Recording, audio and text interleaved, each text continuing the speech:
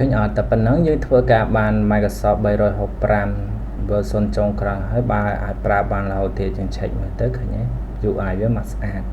ក្នុង Word សម្រាប់ Word ណាបាទឃើញអត់បាទយើងអាចមើលចុចបានតែបើយើងអត់ទាន់នេះសូម្បីតែ PowerPoint ក៏យើងអាចធ្វើបានដែរមានន័យថាយើងធ្វើបានតែមួយបានទាំងអស់អញ្ចឹងណាបាទហើយអាចប្រើបានរហូតបាច់ចាំពិបាកស្ដារឲ្យគេជួយ fix ឃើញទេបាទបាទសម្រាប់បងប្អូនដែលអត់ទាន់មែន Microsoft Office នៅលើ desktop Windows desktop ហើយនេះខ្ញុំនឹងបង្ហាញអ្នកនរគ្នារបៀប download ណាបាទ download full storage មានដំបូងអ្នកនរគ្នាធ្វើការចូលទៅកាន់ Google Chrome មកបាទបន្ទាប់មកអ្នកនរគ្នាធ្វើការវាយពាក្យថា download Microsoft ខ្ញុំធ្វើការប្រិយឲ្យអ្នកនរគ្នាស្រួលមើលបន្តិចបាទអូខេអ្នកនរគ្នាដាក់មក download download Microsoft Office 365ណាបាទ365អូខេណាតិចមកតែត្រូវបាទអូខេបន្តមកទៀតអ្នកនរគ្នាមកដល់លើនេះអ្នកនរគ្នាចុចលើហ្នឹងមកអូខេអញ្ចឹងកន្លែងនេះយើងមានកន្លែង download អ្នកនរគ្នាធ្វើការចុច download មកបាទអូខេប៉ុណ្ណឹងមកមេវាទួយដែរទេណាដើរទៅមកhếtពេញហើយបាទអូខេប៉ុណ្ណឹងបាទបន្តទៅទៀតអ្នកនរគ្នាធ្វើការ my stamp open command run admin administrator command កន្លែងហ្នឹងចុច open មកបាទរងចាំវាបន្តិចវាពុំតែ install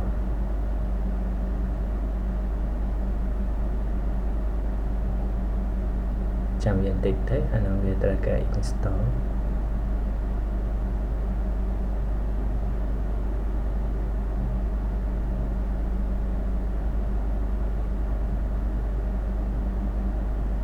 ចាំតិច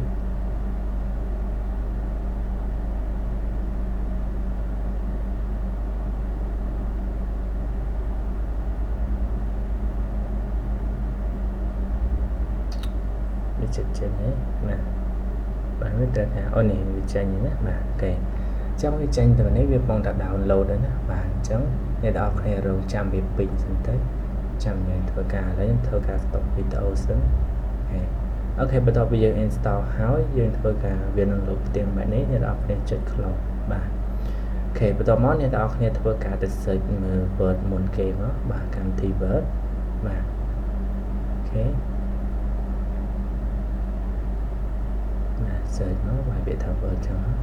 នរគ្នាlại click ចុច open មកបាទអញ្ចឹងពេលយើងបើកមកព្រាមវាប្រកាសជាអត់ទាន់ប្រើបានទេព្រោះវាយើងត្រូវការដាក់ license ណាបាទអញ្ចឹងបើសិនអ្នកនរគ្នាអត់ទាន់មាន license ទេអ្នកនរគ្នាអាចធ្វើបានដោយប្រើ license command ដោយប្រើតាម website មួយនេះអញ្ចឹងអ្នកនរគ្នាគ្រាន់តែចូលទៅកាន់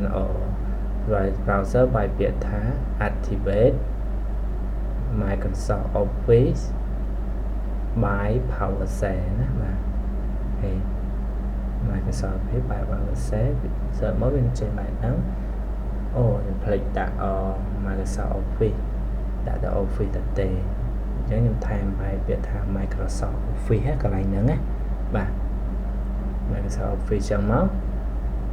តបមកយើងនឹងឃើញលើគេ website ខាងលើគេហ្នឹងបាទ Microsoft Office activate script ចឹងមកចុចលើវាបាទបន្ទាប់មកអ្នកទាំងអស់គ្នាគ្រាន់តែ copy វាបាទ copy អាកូដបញ្ចូលហ្នឹងបាទ copy កូដហ្នឹងមកបាទបន្ទាប់មកអ្នកទាំងអស់គ្នាធ្វើការ search ពាក្យថា PowerShell បាទអ្នកខ្លះវាយ Windows PowerShell តែវិញខ្ញុំវាយ PowerShell យ៉ាងមកបាទអ្នកទាំងអស់គ្នា right click ហើយអ្នកទាំងអស់គ្នាចុច Path Control V មកបាទហើយចុច Enter គេគាត់ថាដាក់ install ចាំតិចទៅអូខេបន្តមកទៀតអ្នកនរគ្នាដល់កន្លែងនេះអ្នកនរគ្នាធ្វើការជ្រើសចូលលេខ2បាទសម្រាប់ធ្វើទៅលើ Microsoft Office មកដល់នេះអ្នកនរគ្នាធ្វើការចុចទៅលើលេខ1បាទហើយរងចាំវាបន្តិចអូខេវាកំពុងតែធ្វើការដាក់ product key យើងណាបាទអូខេរួចរាល់បាទវាបានដាក់ product key ឲ្យយើងរួចរាល់ហើយអញ្ចឹងអ្នកនរគ្នាខ្វែងចោលទៅបាទ ngoài chẳng tiết hay dân thôi cả đọc browser check ok này đọc này thôi cả tự bảo vợt mình đọc tiết phải biết thả vớt nè chọn máu này đọc này thôi cả chụp từ lửa viết việc đừng nổi bài này máu này đọc này chụp send chụp đòn send được tạo yang máu hay chụp close rồi máu này đọc này chụp mở kháo này đọc này khơi thá ngoài cái sau bây giờ mà đã lại send rồi chỉ cả slide cái nhé và những ai ra bàn hold này ok chứ nhà ai bài sò bên này là đại lại sân cứ vài sò cả thì cái này nó cứ hài nhé mà bài hài cho nên là cho nên đọc thì vừa tạo nên tới là ai ra bàn hold nên đọc thì search PowerPoint tiết có của Việt Đà đây mà thưa mỗi bàn tới tiếng anh nắng đấy khởi nhé anh đôi kia mà khởi nhấn và tôi mới tiếp sân này đọc thì trong vô việc mà đã lượt tiếng desktop là bài khi mình dùng sử mới này đọc thì tôi là search cam thì vừa chơi nắng máu